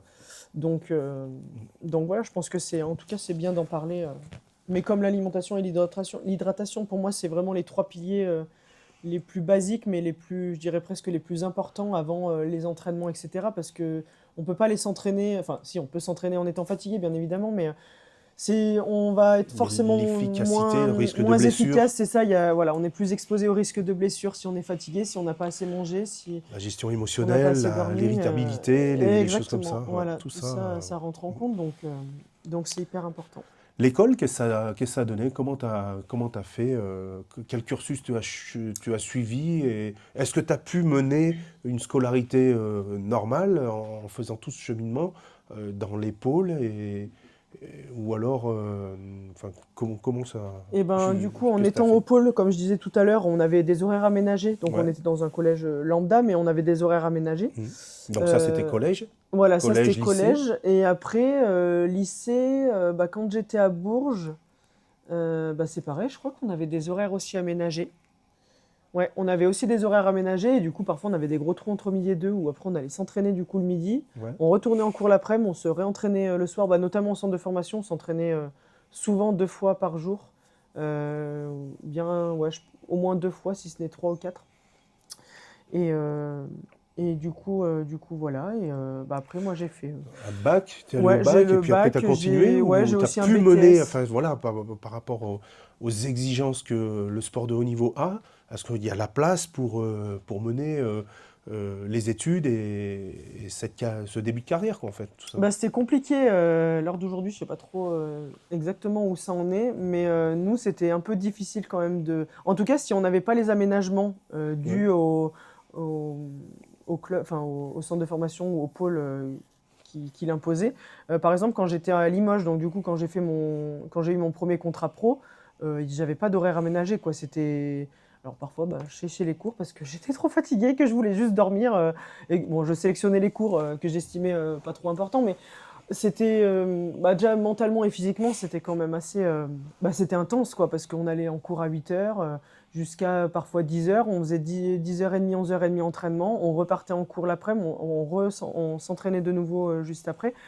Donc voilà, c'était pas toujours Ouais, pas simple de à moment de gérer. Puis récup, là. parfois les profs Ne comprenez pas? ouais, ne le comprenaient pas et presque rouspétaient, quoi. Ah Alors ouais. que c'était pas simple, quoi. BTS quoi, du coup, tu as fait? J'avais fait un BTS MUC, Management des unités commerciales. Bon, je Ok. l'avais fait un peu par défaut parce que déjà j'avais un bac STMG parce que déjà j'avais pas pu faire le bac que je voulais parce que je crois que la filière que je voulais c'était même je crois ST2S ou quelque chose comme ça, il n'y avait pas à Bourges en tout cas.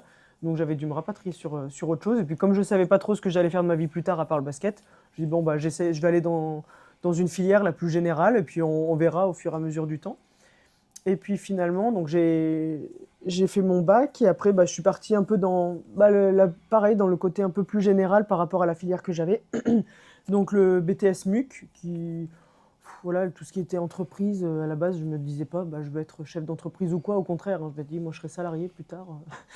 Voilà, donc voilà, l'objectif c'était de rester le plus général possible parce que j'avais aucune idée de ce que je voulais faire et puis après il y avait le basket à côté donc l'objectif, c'était quand même, je voulais avoir minimum bac plus 2 parce que, enfin, je voulais déjà décrocher mon bac. Mhm.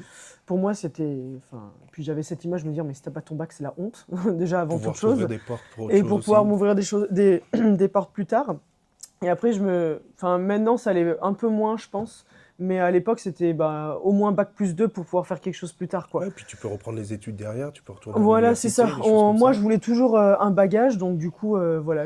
Alors, c'était pas facile, même je me rappelle, au bout de ma première année, non, j'avais fait une année, et au bout de ma deuxième année, au mois de décembre, je me souviens que j'avais appelé ma mère en disant, écoute, c'est trop dur, j'y arrive pas, je laisse tomber. Et elle m'avait dit, allez, Elle, accroche-toi un elle t'a peu. raconté le reste?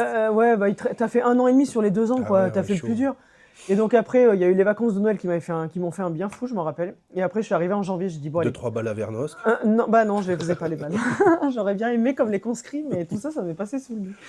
Et du coup, en janvier, je me suis dit: «Allez, il te reste que quelques mois, tu as fait le plus dur. C'est quand même con, d'arrêter Tu t'es maintenant», remotivé, tu t'es voilà, donc je me suis remotivée. remobilisé. Après, je me suis dit: Bravo. «Tu mets pas non plus les bouchées doubles, juste tu as le minimum quoi, 10-12 de moyenne», comme ce que j'avais, la plupart de ma scolarité, voilà, c'était Ah, mais c'est les notes risqué que quand même. Ça veut j'avais, dire que, mais du coup, c'était que- de se dire: «Allez, révise peut-être un peu plus». Surtout qu'en plus, en vrai, je travaillais, mais je faisais le minimum et je m'en sortais bien, quoi. Et je savais que si je travaillais ne serait-ce qu'un petit peu plus, de toute façon, je cherchais pas à avoir 15, je voulais juste avoir la moyenne et passer, quoi. Avoir mon diplôme et basta, hein. La mention ou pas mention, je m'en fichais.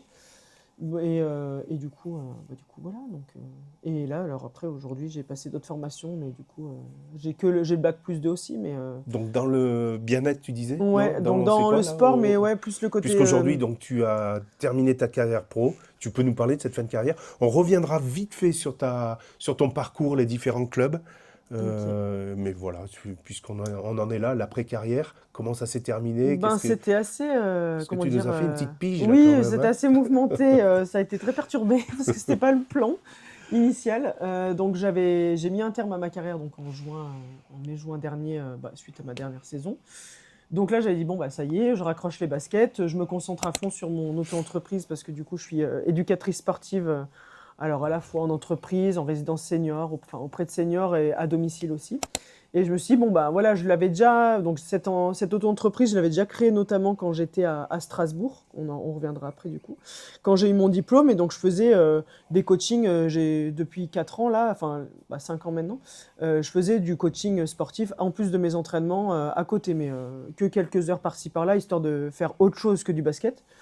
Et là, ben, ma dernière année, déjà, c'était pas à la hauteur enfin, baskettement parlant, j'étais pas à la hauteur de ce que je voulais. C'est-à-dire que sur ma deuxième année, du coup, j'étais en fin de contrat. Et mon objectif, c'était de me dire, je veux absolument que l'année prochaine, il me re-signe, je veux rester ici quoi qu'il arrive. Et Donc ici, à Voiron, pardon, avant, ouais. hein? Et donc, mon objectif, c'était vraiment le plus tôt possible re-signer un contrat pour l'année d'après. Et en fait, du coup, je fais une première partie de saison là sur ma dernière année, bon, qui est pas cata, hein, mais où je voulais tellement faire plus, quoi. Et j'y arrivais pas. Et donc après, voilà, il y a eu des choses entre temps qui L'enjeu se sont qui prend passées. le... Et je rentrais de nouveau dans une spirale où ça devenait compliqué. Et c'est là où j'ai commencé à me poser la question, bon, qu'est-ce que l'année prochaine, enfin, est-ce que tu as vraiment envie finalement de continuer? Est-ce que tu veux arrêter? Alors, quand je me disais arrêter, ça faisait peur parce que j'étais là, mais attends, si tu t'arrêtes, Qu'est-ce que je vais faire? enfin, c'est pas qu'est-ce que je vais faire parce que Ton mon projet boulot, était je l'avais, prêt? mon projet était déjà prêt, était déjà mis en place depuis un petit moment. Mais c'était surtout cette vie de basketteuse qui s'arrête du jour au lendemain. C'est ce qui rythmait mes journées, en fait, quoi. Et c'était quand même dur à accepter. Puis du coup, l'année est passée, hein. C'était pas, c'était comment dire, une décision qui était mûrement réfléchie, alors qui est passée par différentes phases. Un coup, je me disais, non, allez, continue, t'as que 28 ans à T'aurais pu peine, du coup? et j'aurais pu continuer. Ouais. Mais voilà, il y a aussi des choses qui ont fait que pendant la saison, je voulais aussi tourner une page sur certains points. Et puis en fait, après, arrivé vers la fin de saison, je me disais, bon, est-ce que tu te sens de repartir sur une prépa là, toute l'été et repartir sur Ah, une saison il y après, avait... sachant qu'en plus, l'équipe allait beaucoup bouger. Et du coup, les filles avec qui je m'entendais vraiment bien, la plupart partaient. Et du coup, après, les autres filles qui arrivaient, je les connaissais pas plus que ça. Enfin, voilà quoi.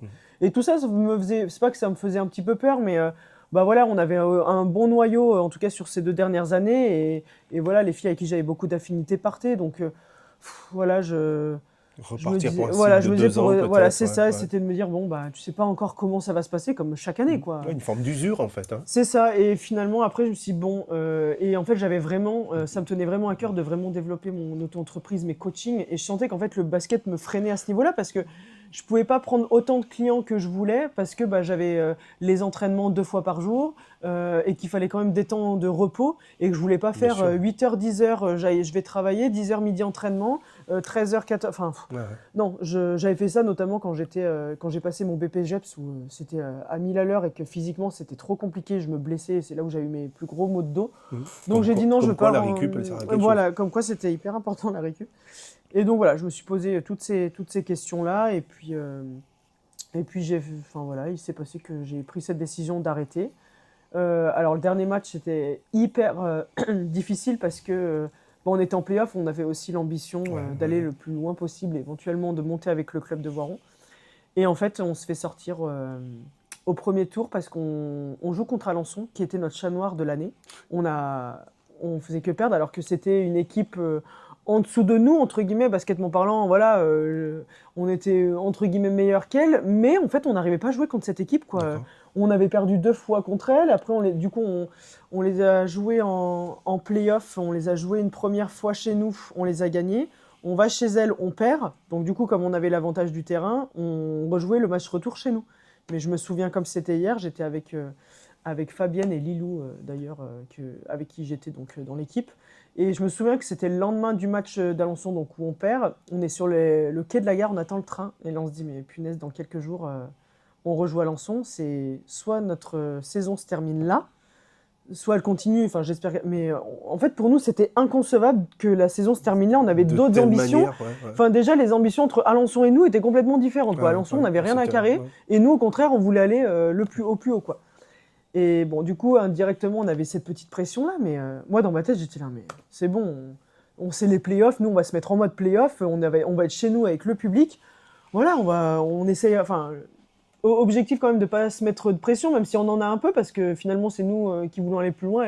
Qu'elle gagne ou qu'elle perde, elle s'en fiche. Alors que nous, si on perdait, on allait Une être nouvelle hyper fois, est-ce que déçus, quoi. l'enjeu a pris le pas sur le jeu, sur l'envie, sur la fluidité, avec le recul, qu'est-ce que tu suggérerais comme modification? Qu'est-ce que tu changerais dans cette approche de ces matchs Collectivement, couperets?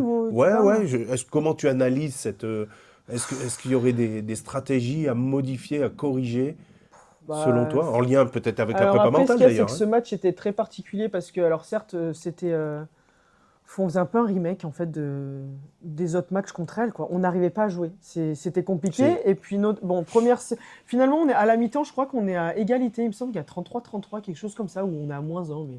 Mais vraiment, c'est kiff-kiff, quoi, en jouant un basket pourri, quoi.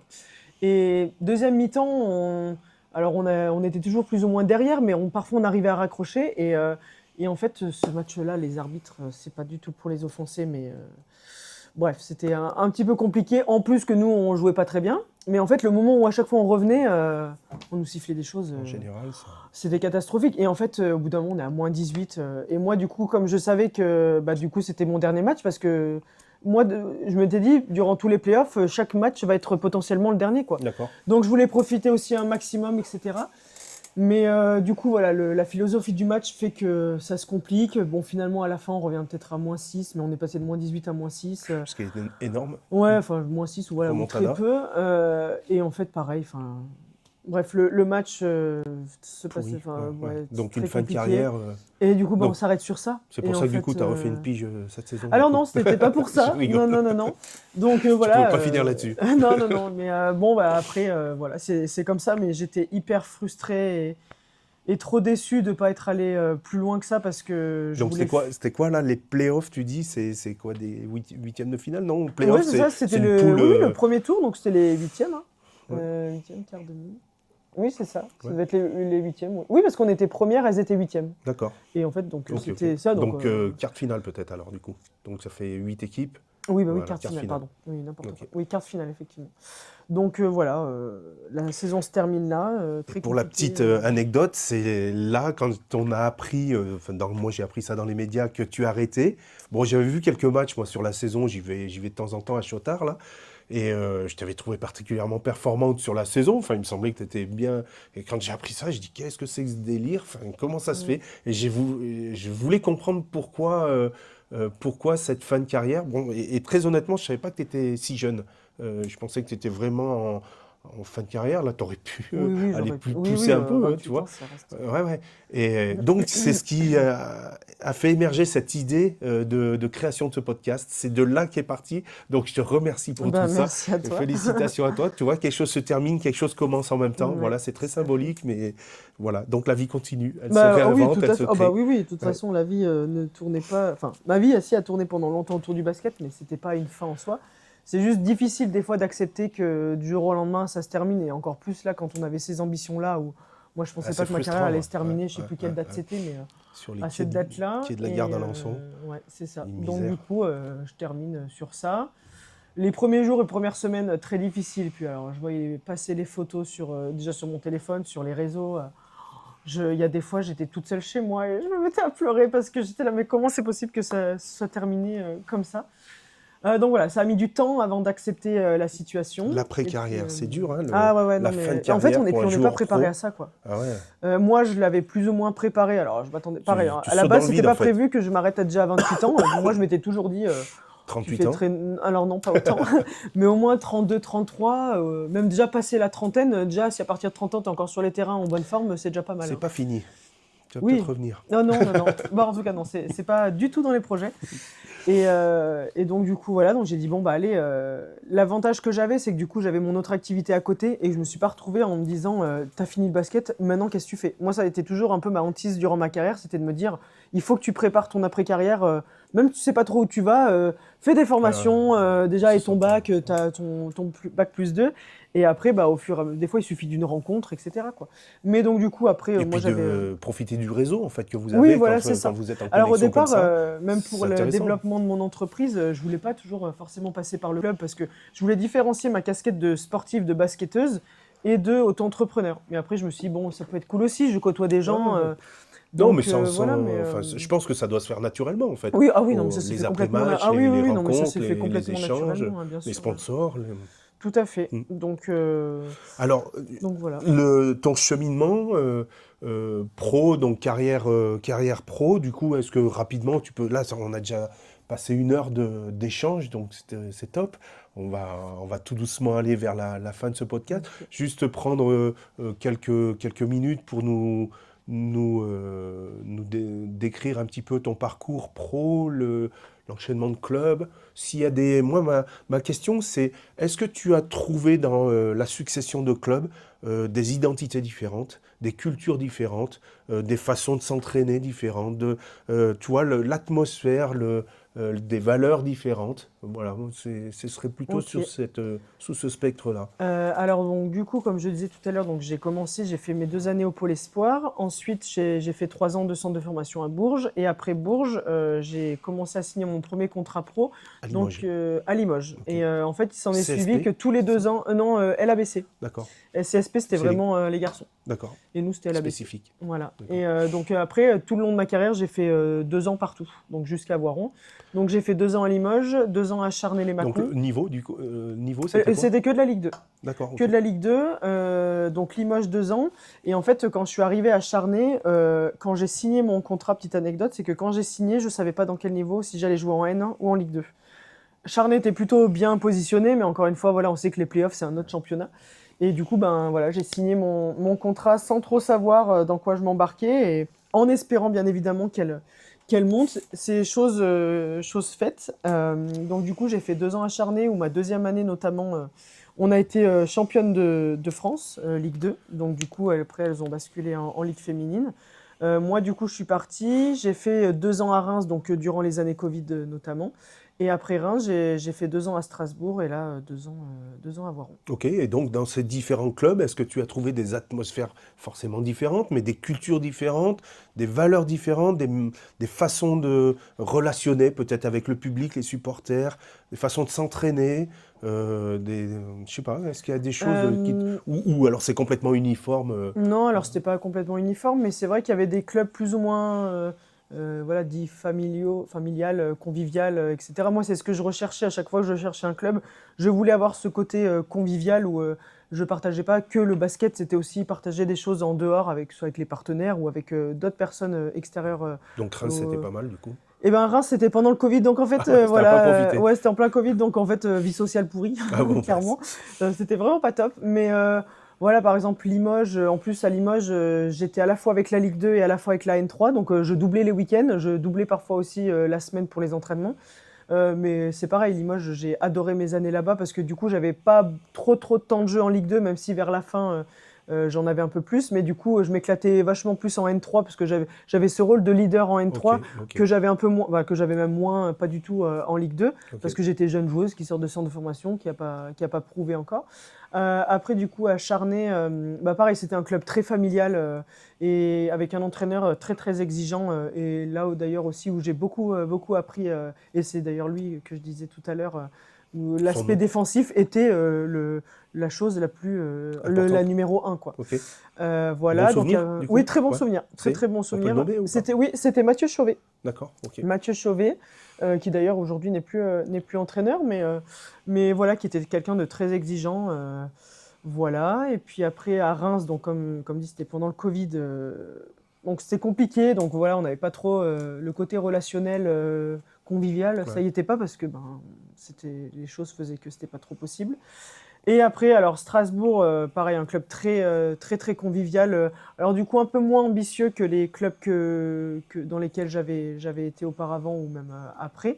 Mais, euh, mais voilà, là, pour le coup, par exemple, à Strasbourg, on n'avait pas d'entraînement individuel, chose que j'avais plus ou moins quand même dans les autres clubs. On n'était que sur des entraînements collectifs. Moi, c'est là où après j'avais passé mon BPGEPS pour être coach sportif. Donc du coup, je faisais pas. Quand il y avait des entraînements le matin, je les faisais pas parce que j'étais en cours, etc. Et ça, c'était ok avec la Et ça, structure? c'était c'était Ouais, ok. c'est Après, cool. encore une fois, il y en avait quasiment pas des entraînements le matin. Ok. C'était très peu. Et les entraînements, en plus, étaient assez tard le soir. Et ensuite, à Voiron, Voiron, je pense que parmi tous les clubs que j'ai fait, c'est là où je m'y suis retrouvé le mieux, dans le sens où je retrouvais le côté pro que je cherchais, basket Ok. sur le plan sportif, Ok. et le côté convivial, humain, Top. etc. Donc voilà, j'ai eu de super rapports avec mes entraîneurs, enfin, sur tous mes clubs confondus, mais même là encore avec eux, on se voit aussi parfois en dehors, puis je les croise à la salle. Quentin, Bertrand, du coup? Quentin, Bertrand, On Valentin, leur fait un petit coucou. voilà, on leur fait un petit coucou. Et voilà, et là pour le coup, on travaillait. Ce que j'aimais bien ici, c'est qu'il y avait aussi beaucoup. Le travail individuel faisait vraiment partie de la. Comment dire enfin, pas de la performance, mais de l'accompagnement. L'individu ou le travail individuel? Est-ce qu'ils prenaient en compte l'individu et ils adaptaient le travail Oui, c'est à ça. l'individu, Oui, c'est c'est ça. ça? C'était en fonction Ouais. des qualités, Ok. des Personnalisé qu'on donc. avait. Voilà, c'était Ah ça. ouais, C'était top. vraiment. Alors parfois, on était par petits groupes, les extérieurs ou par poste de jeu, mais sur des choses soit qu'on retrouvait dans les situations de jeu voilà, après des sorties d'écran, etc. Ou alors des fois, c'était vraiment spécifique à la joueuse, ou parfois on avait même un coach par joueuse. Et parce qu'en fait, on faisait des tours de rôle, on appelait ça des menus, où on avait par exemple 30 minutes de travail individuel avec un coach sur le plan basket, 30 minutes de vidéo et 30 minutes de muscu. Puis on bougeait un petit peu comme ça, Ok. ce qui fait que du coup, en plus, on avait aussi de casse temps la en temps routine. même Béranger qui nous aidait sur le travail individuel. Donc Béranger parfois, on Ruol, avait Béranger qu'on Ruol, salue aussi. qu'on salue ici. Et du coup, voilà, en fait, des fois, on était donc 3 sur un terrain, et en fait, on avait chacun un coach, et on bossait vraiment soit ce dont on avait envie, soit ce que le coach estimait qu'il était important de travailler. Ok. Et en général, le travail indiv c'était assez intensif. Je- Mais oui. c'était hyper important. J'ai Enfin, une moi, question sur l'approche et l'impact de l'analyse du joueur sur le jeu. Moi, je suis issu du monde du rugby et il y a beaucoup d'analyses vidéo et les joueurs sont très sollicités sur l'élaboration des systèmes de jeu. Ok. C'est-à-dire les joueurs analysent l'équipe adverse, Adverse, ouais. identifient des points forts, des points faibles, et sont partie prenante sur les systèmes de jeu et comment dire, l'aspect tactique, la stratégie Ouais. du dimanche suivant. Est-ce que ça existe aussi au basket, ça, Oui, oui, bien ouais, sûr. Bien sûr, en fait, on avait 3 fois vidéo, si je dis. Non, 2 fois vidéo. On avait un travail vidéo le lundi pour faire un feedback du coup du match du week-end qui venait de se passer. Merci pour Non, et on feedback. avait. Ah oui, bah oui.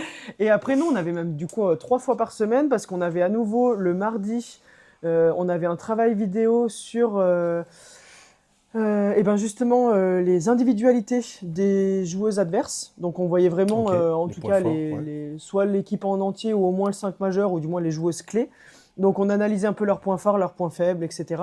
Et après, le jeudi, on avait un travail où on analysait plus le côté collectif, Ouais. donc leur système de jeu, Ok. que ce soit offensivement, défensivement, ce qu'elles mettaient en place. Et du coup, en plus, le jeudi soir, c'était là où c'était le jour de la défense en général. Donc on voyait les systèmes en vidéo. Et après, du coup, on remettait sur le terrain, on travaillait leur système avec notre défense qu'on voulait appliquer le week-end. Ok. Donc en fait, Donc il y avait une donc, ouais, il y réflexion avait vraiment... commune avec Oui, le oui, oui. staff sur Ouais, et du coup, l'élaboration de la bien, stratégie. bien étalé, le lundi, c'était vraiment focus sur nous, ce qu'on a bien fait ou ce qu'on a, Ouais. voilà, les erreurs qu'on avait pu faire le week-end, mais du coup, pour s'en servir pour la semaine qui arrive. Et après, mardi, jeudi, individualité et puis collectif en fin de semaine. Ok. Donc Puisqu'on voilà. parle du collectif, Chloé Mantelin, quel profil elle a dans un collectif? Quel poste elle a? Quel rôle elle a dans un collectif? Tu parlais d'un rôle de leader quand tu as joué en National 3 à Strasbourg. Est-ce que C'est à Limoges. c'était à Limoges, Ouais. pardon. Oui, parce que c'était en début de carrière, pardon. Ouais.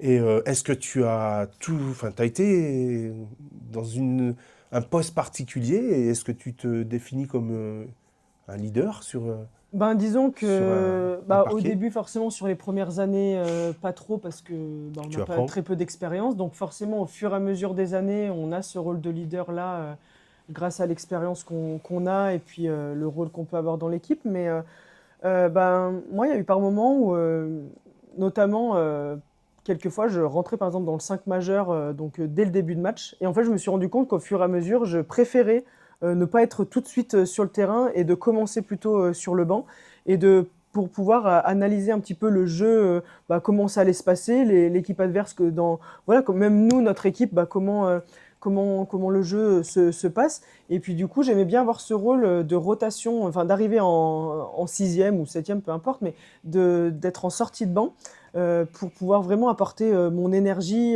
et que voilà, quand je rentrais, c'est que l'équipe commençait à être un peu dans le down entre guillemets et du coup pour redonner Amener un un coup petit de coup de peps, peps, ouais, exactement, la c'est ça. dynamique, Et c'est ça que j'aimais bien, de plus que l'énergie, le ouais. rôle de 5 majeur où on rentre tout de suite, où voilà, moi je préférais commencer un petit peu d'abord sur le côté, enfin sur le côté, sur le banc plutôt. Et en tout cas, je trouvais que j'étais plus performante d'ailleurs en sortie de banc plutôt que de rentrer tout de suite sur le terrain. Et après, en termes sur le rôle un peu que j'avais, c'était vraiment cette joueuse solaire que j'étais et que voilà, apporter de l'énergie à Sociale, l'équipe, sociale aussi. festive, Oui, festive, oui, ouais, ça c'est vrai. joyeuse, Ouais, ouais, ouais. ouais. Notamment, je faisais partie de ces filles qui, après les matchs, je rentrais pas toujours chez moi, quoi.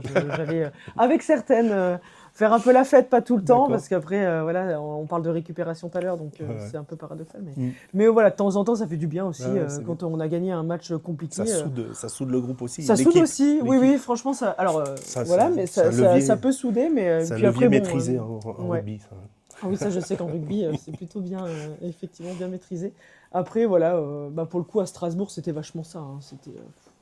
Ah ouais, c'était la fête. À chaque fois que je jouais à domicile, Et on là, faisait t'étais toujours. dans ton Et élément. j'étais très bien, Ouais, et ça se ouais. passait très bien, quoi. Je veux Impeccable. dire, voilà. Alors après, il y a des fois, je levais un peu le pied parce que comme j'avais mon BPGEP, c'est que enfin, physiquement, Ouais. mon Ouais, puis il corps faut tenait plus. récupérer, Donc voilà, il faut ouais, récupérer, et on sait très bien que bien sûr. l'alcool, Ouais. c'est pas le meilleur moyen de récupération, quoi. D'ailleurs, Donc, on devrait dire, là, quoi? C'est donc quoi la petite formule magique par rapport à l'alcool? L'abus d'alcool, est c'est quoi? dangereux. Non, avec Et dangereux modération. pour la... Ouais. L'abus C'est quoi? d'alcool est Comment dangereux on pour la dit? santé. Et dangereux pour la santé, Ouais, oui, c'est c'est ça. ça. Ok. Et pour la Mais, mémoire, tu vois, je et me pour la rappelle plus. mémoire aussi. Mais bon, en tout cas, de temps en temps, c'est quand même cool on passe des bons moments, et puis Et faut puis pas que ce ça fait du soit. bien, ça fait Ça du fait bien. du bien, C'est une quoi. Ah soupape, oui, oui. c'est important pour l'équilibre, pour Ouais. laisser Mm. le groupe respirer Ouais, c'est aussi. ça. Des fois, ça fait un moment d'équipe hors basket, et puis, enfin, sans forcément, on parle d'alcool, mais c'est juste passer une soirée après les matchs. Moi, je sais que j'aime bien aller voir aussi les bénévoles, faire un peu le tour de tout le monde, même échanger avec les partenaires. Ah ouais. Voilà, parce que je trouve que puis ça fait partie de notre rôle aussi en tant que sportif de haut niveau. On n'est Créer pas du là lien, que sur le terrain, on n'est pas que les acteurs sur le terrain. Les gens aiment aussi partager bien des sûr. choses, donc des choses avec nous, être en contact avec nous, et puis voilà, c'est chouette. Il me reste 3-4 thèmes rapidement. On l'a déjà un peu évoqué, quand on est pro, quel espace pour autre chose au niveau vie perso, vie sociale, comment on arrive à mener, enfin, y a-t-il de l'espace? J'imagine qu'il n'y en a pas beaucoup.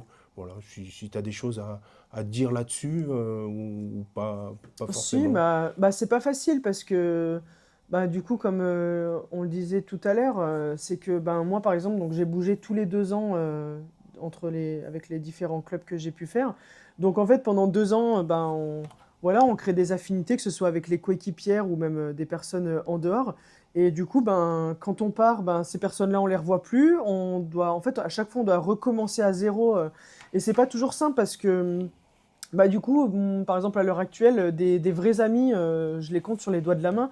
Mais par contre, je connais, bah voilà, j'ai plein de personnes, de copines, voilà, un peu partout dans la France. Mais des vrais amis, ben, c'est compliqué parce que quand tu changes de club en club, comme j'ai pu faire en tout cas, euh, ben, c'est dur d'entretenir aussi la relation quand on partage plus rien, que une copine elle est à l'autre bout de la France et que alors bah, voilà, moi entre-temps en cours de route au fil des années, j'ai aussi perdu des amis où avant je me suis dit bon bah elle même si je pars, on se voit plus voilà, on va rester en contact, ça sera pour la vie entre guillemets. Et puis il s'avère que non, au bout de quelques années, ben il se passe plus rien, on se voit plus, on se parle plus. Mm. Mais c'est ok parce que chacun fait aussi son petit bonhomme de chemin.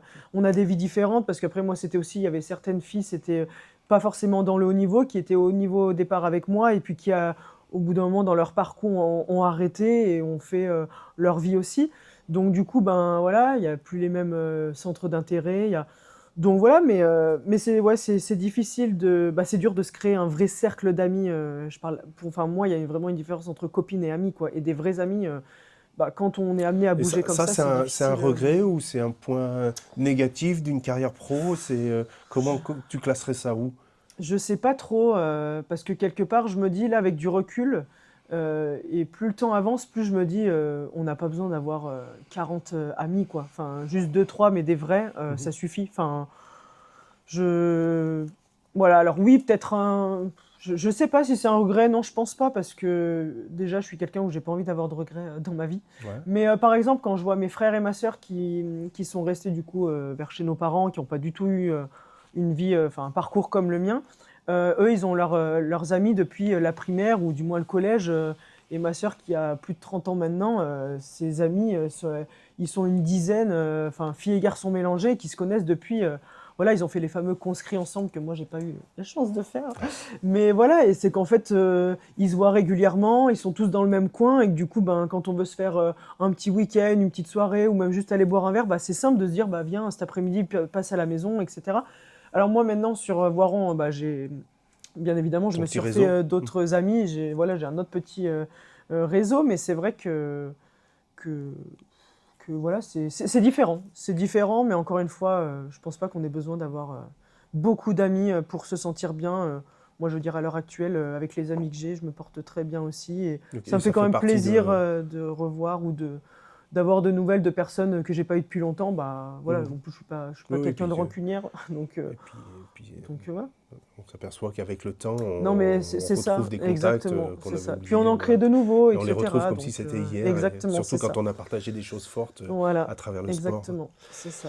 Un point, des derniers points que j'aimerais aborder avec toi, c'est ton regard sur le sport féminin. Quelle est, quelles évolutions as-tu observées au cours de ta carrière sur le sport féminin, si évolution il y a eu, émancipation ou développement en tout cas, où en est le sport féminin aujourd'hui selon toi? Quels seraient les axes d'évolution et les perspectives en fait? Ben déjà, contrairement aux garçons, c'est qu'en termes de médiatisation, les femmes, enfin le sport féminin de manière générale est quand même moins médiatisé. Mais je trouve que quand même depuis une bonne paire d'années, enfin depuis quelques années, ça commence quand même à bien se développer. Nous, par exemple, moi sur mes premières années, quand j'étais en Ligue 2, il n'y avait pas tous les matchs retransmis, alors qu'à l'heure actuelle, par exemple, depuis pareil quelques années, enfin même pas mal d'années, tous les clubs retransmettent les matchs sur YouTube, chose qu'il n'y D'accord. avait pas avant. Alors Sur les avant, il y en réseaux. avait que un ou deux. Maintenant, on peut regarder tous les matchs, en tout cas de Ligue 2, sur Internet sans souci. Ok. Je ne sais pas d'ailleurs si c'est une règle qui a été ou c'est imposé, je ne sais pas. Mais en tout cas, maintenant, ça, on peut. Donc du coup, bah, forcément, ça fait un peu plus de visibilité. Et puis après, même de manière générale, bah, on voit un petit peu que même si je vois sur la chaîne L'équipe, les choses comme ça, on voit de plus en plus de matchs de sport féminin à la télé. Je sais que même dans le basket, notamment les clubs de Bourges, il y avait eu qui Bourges, peut-être Montpellier, Basketland, il y avait déjà eu des matchs, que ce soit à la Coupe de France ou en Euroleague, des choses comme ça, qui avaient été mis aussi sur l'équipe 21. Alors pas tous les clubs, mais en tout cas, on va dire les plus gros clubs de la Ligue sont retransmis un petit peu à la télé. Mais voilà, après, on n'est pas au même Est-ce que tu niveau que vois les une garçons. évolution? Oui, Oui, bah si, l'évolution, du c'est coup, celle de que ce tu que je dis, évoques, oui, ouais, oui, ouais, oui, ouais, il y a ouais, quand même une ouais. évolution. On avance doucement mais sûrement, Ok, mais ça évolue quand même. d'accord. Donc on est quand même sur le bon chemin, mais même si on Il faut se aimerait battre. forcément, voilà, il faut Ouais. se battre, il faut. Est-ce qu'on vit bien du basket quand on est pro, quand on fait des carrières pro comme les vôtres? Enfin, si c'est pas indiscret, enfin, est-ce que ça équivaut à une carrière dans une entreprise ou, enfin, je sais pas, je Euh, me rends pas du tout compte. ben, disons qu'en tout cas, en Ligue Est-ce 2, qu'on peut en mettre de si. côté, clairement? Est-ce que Bah après, c'est aussi comment tu chacune gères gère ton son truc, quoi? argent. Parce que ça, c'est pareil, c'est des choses qu'on nous apprend pas forcément. Ouais. Alors que maintenant, pareil, si maintenant il commence à y avoir des interventions dans les clubs pour sensibiliser un petit peu et dire bah je suis joueuse pro, bah comment je peux mettre de l'argent de côté pour plus tard, pour peut-être aussi investir dans un projet de notre après-carrière. Enfin voilà. Et mais après, c'est sûr qu'on peut pas, en tout cas en Ligue 2, on peut pas vivre, on peut pas se dire je fais une carrière de basketteuse et puis après je suis peinard, Ouais, ouais. je travaillerai pas. Enfin, en tout cas, ça me J'ai paraît très 12 compliqué. apparts et Voilà. Donc après, si au cours de la carrière, on arrive à investir un peu par-ci par-là sur l'immobilier ou peu importe, mm, peu mm. importe la catégorie, mais c'est voilà, si c'est durant sa carrière d'arriver un peu à gérer son argent, de mettre un peu d'argent de côté, d'investir, etc. Bah c'est top. Et puis on prend de l'avance du coup pour la suite. Mais ça, après, c'est pas tout le monde qui a cette capacité-là. Et puis quand on n'est pas dans des milieux où on nous apprend tout ça, Mm. ben ok, je gagne mon argent, je mets un peu de côté. Mais puis bon, si je veux partir, ça me payera aussi mon voyage. Après, c'est aussi chacun fait ce qu'il veut de son argent. Il y Ouais. en a, ils vont pouvoir les mettre dans les voyages. Voilà, chacun gère son argent comme il veut. Mais c'est vrai Il n'y a que pas vraiment d'accompagnement. Ça, c'est peut-être une non, évolution ouais, d'ailleurs. oui, ça peut être un, Parce ouais, que ouais, totalement, ouais. quand on voit enfin, le sport pro développé, ils ont des conseils là-dessus. Effectivement, ça peut être Ouais, je pense que ça ça peut pourrait être être qu'il y ait un peu plus peut-être de d'intervention dans les clubs conseils, pour. de suivi. C'est ça, Ouais, c'est ouais, ça. ça peut être une évolution intéressante pour Ouais. les perspectives de développement des clubs et Après, c'est qui peut même. être attractif Ouais. en plus Oui, oui, tout pour à les fait, hein. joueuses, tu vois. Mais du coup, c'est comme quand on est dans une entreprise, hein, c'est aussi important notamment quand on débute, qu'on commence à gagner de l'argent, tout cet argent, est-ce qu'on met tout de côté? Est-ce qu'on l'investit? Ouais, ouais, Qu'est-ce qu'on en fait? ouais. Et que ce soit dans le sport ou comme dans les entreprises, je pense que c'est important de sensibiliser, pardon, surtout en début de carrière professionnelle, parce que ça, à l'école, malheureusement, on nous l'apprend pas, Ouais, ouais, quoi. bien Gérer sûr. son argent. Et voilà, En Ardèche, ils savent faire Ah, parfois. ça dépend parce que ça part dans les balles après. Ok. Donc voilà. L'après-carrière, donc on en a un peu parlé, juste redis-nous le nom de ta société, si on peut te contacter, ta zone ta De zone de travail, bon, travail, ouais, ouais, où tout je ça, travaille, ouais, ouais. Et chalandise, en fait, j'ai une micro-entreprise et une société, une SASU, où j'ai différencié parce qu'en fait, je fais du service à la personne et du coup, je travaille dans des structures comme je te l'avais dit là tout à l'heure. Et donc, en fait, ma micro, donc c'est pour tout ce qui est travail à domicile. Donc, quand j'interviens au domicile des personnes, donc pour leur faire de l'activité physique, à la fois pour les seniors, tout ce qui est prévention des chutes, équilibre, etc. Mais aussi pour les personnes qui veulent se mettre ou remettre au sport suite à par rapport à certaines pathologies, ça peut être un postpartum, les personnes qui ont été gravement malades. Enfin voilà, moi l'idée c'est vraiment d'accompagner les personnes sur leur bien-être, notamment au quotidien, mais après aussi dans le travail.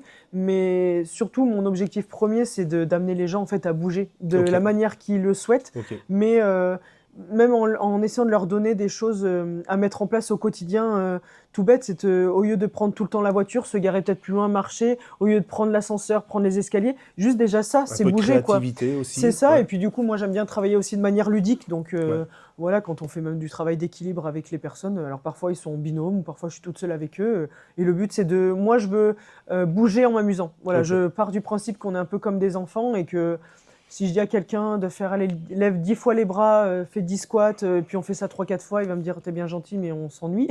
Donc du coup, j'essaye de faire bouger les personnes de manière ludique. Donc ça, c'est pour la partie micro, donc à domicile. Mhm. Et j'ai du coup une société à côté qui s'appelle Movement, Ok, ANT à la fin pour Mantelin et le mouvement. ok, bien Voilà, joué. j'ai essayé de trouver quelque chose Maître d'un peu Capello. fun. Donc voilà, et donc là, c'est pour vraiment tout ce qui est structure, donc dans les entreprises. Là, notamment, je travaille dans une résidence senior, dans une EHPAD, Ton rayon au d'action, basket santé. Voiron. Ouais, je suis sur Voiron Et et puis, alentour. c'est combien de bornes Ouais, autour? Là, tu parlais de ça Vinay dépend. tout à l'heure, l'Albank. Ouais, alors Ouais, l'Albanque, c'est exceptionnel, ouais. puisque c'est pour le coup en entreprise. Où là, c'est vraiment le plus loin et ça, il y en a juste un. Mais sinon, c'est Voiron, Coublevis. Comme j'habite sur Chirins, je vais aussi du côté de Saint-Joire-en-Valdaine, Ok, Saint-Buel, voilà, dans Rives, Aprieux, ok. des choses comme ça. Donc c'est Voiron vraiment, on va et le dire, aller cercle. 15 Ouais, kilomètres ok. environ. Et donc voilà, si vous voulez bouger, que ce soit en entreprise ou individuellement, On je mettra le suis là. numéro du coup.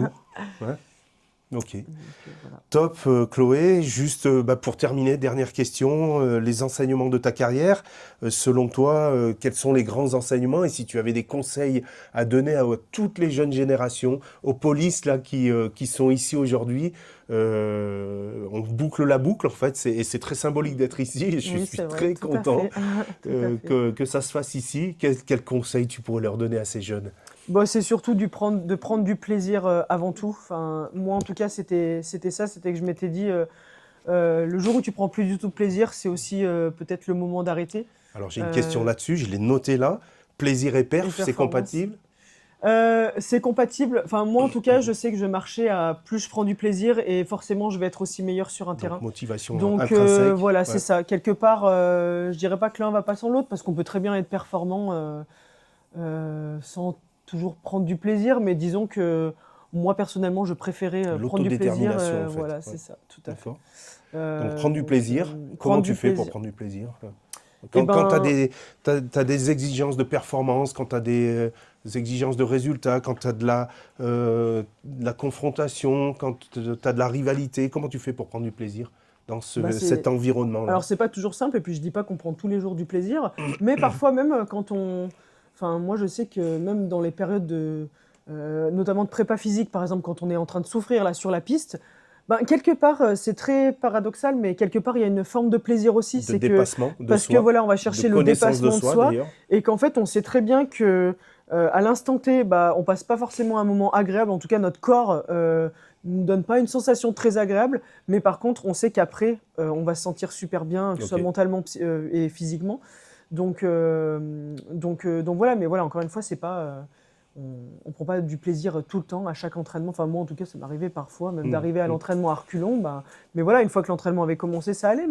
Et il y a une forme Mais de dynamique quand même à mettre en place, un état d'esprit quand même à c'est ça, mettre en bah, on place, a et une une certaine discipline volonté. aussi. On parle d'entraînabilité. Ouais, Exactement, ouais. c'est ça. Bah après, voilà, si on veut être performant, c'est aussi la répétition des choses, quoi. C'est pas en s'entraînant une fois par semaine qu'on va devenir performant. C'est s'entraîner, c'est voilà, aller, on en revient au dépassement de soi. Voilà, surtout qu'en plus on peut travailler sur plein d'aspects différents, le côté tactique, physique, etc., collectif du coup avec l'équipe. Donc c'est voilà, et puis on peut prendre aussi du plaisir avec ses coéquipières.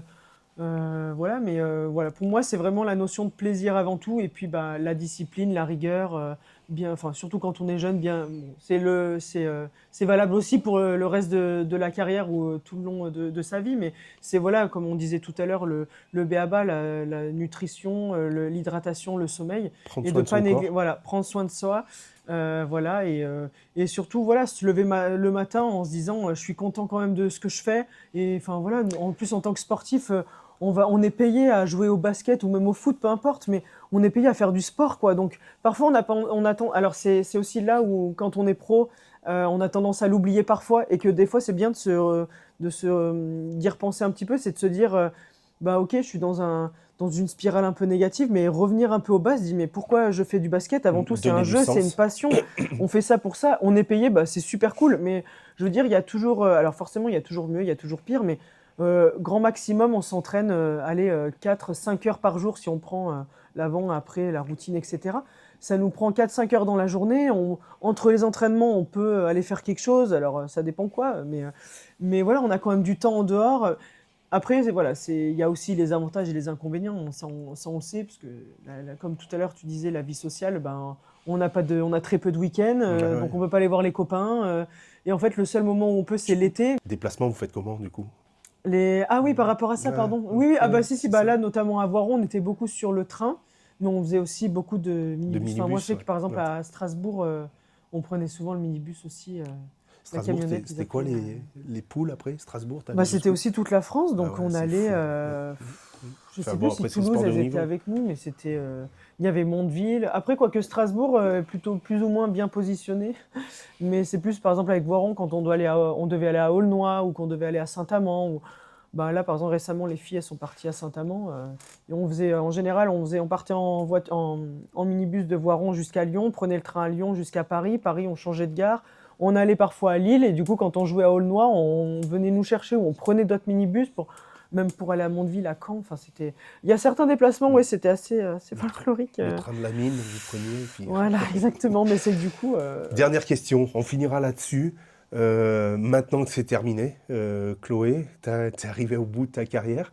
Qu'est-ce que tu dirais à la petite Chloé qui est arrivée ici il y a quelques années, qui rentre au pôle ici? Qu'est-ce que tu aurais envie de lui dire? aie confiance en toi, que ce soit sur le terrain ou en dehors, et puis éclate-toi, et tu verras que voilà, il y aura plein de belles choses qui vont s'offrir à toi, et de voilà, prendre chaque jour comme une opportunité, et qu'il y aura des hauts et des bas, mais ça fait partie aussi de l'apprentissage, et voilà, et essaye de devenir chaque jour la meilleure version de toi-même, Est-ce et que puis ça va le lui aurait faire. fait du bien quand elle est arrivée d'entendre ces paroles-là? Ouais, peut-être qu'il y Ouais, a ouais, des moments, ouais, ça aurait été. Bah, surtout on a tous eu des périodes de doute, et du coup, parfois, on se remet en donc question. fais-toi confiance, Voilà, exactement, c'est éclate-toi, ça. Fais-toi confiance, tu éclate-toi, vas trouver des solutions. et voilà, prends du plaisir avant tout. Et puis, quand on en prendra plus, bah, ça sera l'heure d'arrêter et de recommencer autre chose, comme là, Donc j'ai pu tu faire. commences, ouais, J'ai fermé un chapitre, mais j'en ai ouvert un c'est autre, et ça. qui est différent, certes, mais qui est tout aussi plaisant. Ok, C'est pas pour autant que je suis moins épanouie, bien au contraire, je suis presque plus épanouie. ok, top. Mais voilà, en tout cas, zéro regret. Est-ce que tu as autre chose à vouloir partager, à dire, à exprimer avant de clore cet entretien? Non, bah, on a déjà parlé, on a Ouais, évoqué plus plein, d'une heure et plein de demie, je choses. pense. Voilà. Donc, Et top, euh, j'ai pas vu le donc temps voilà. Bah, passer. en tout cas, merci beaucoup Merci à de toi. m'avoir reçu. C'était C'était un vraiment plaisir. super sympa d'avoir parlé voilà, de toutes ces choses, d'être revenu un peu sur ma carrière. Ouais, ouais, ouais. Donc, merci beaucoup en Et tout ben avec cas. grand plaisir. Merci de t'être prêté au jeu, d'avoir répondu avec autant de dynamisme et d'enthousiasme. Bah, C'était j'essaye en notre tout cas. première à nous trois, donc puisque il y a toi et moi et Tim derrière la caméra, là, que je remercie également. L'entretien se termine comme ça. Merci beaucoup. Et puis, bah, j'espère qu'il y aura, enfin, je sais pas, j'espère, il y aura d'autres épisodes. On va essayer d'en faire un par mois. Basket et enfin tous les sports. Voilà. Eh Tu auras ben, inauguré ce podcast. Merci à en toi. tout cas, merci beaucoup en tout cas à tous les deux. Et puis, bah, de toute façon, à Au bientôt. plaisir, ouais. Au On se plaisir. recroisera sûrement. Merci. Ciao.